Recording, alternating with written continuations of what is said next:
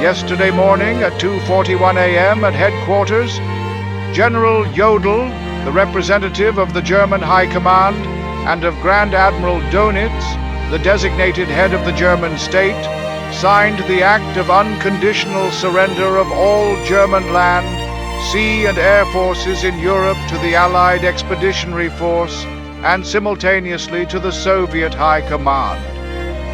Hostilities will end officially at 1 minute after midnight tonight, Tuesday, the 8th of May.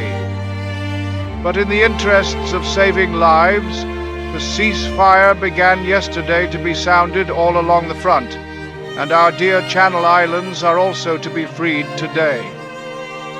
The German war is therefore at an end.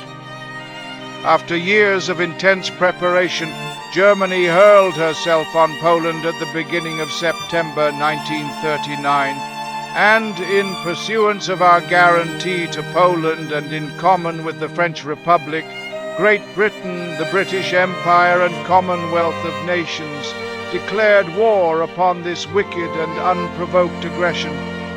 After gallant France had been struck down, we, from this island and from our united empire, maintained the struggle single-handed for a whole year until we were joined by the military might of Soviet Russia and later by the overwhelming power and resources of the United States.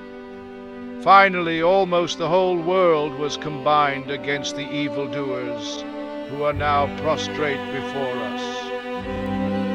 Our gratitude to our splendid allies goes forth from all our hearts in this island and throughout the British Empire.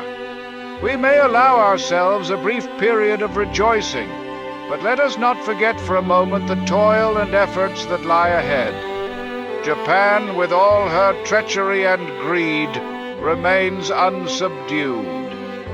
The injuries she has inflicted upon Great Britain, the United States and other countries, and her detestable cruelties, call for justice and retribution.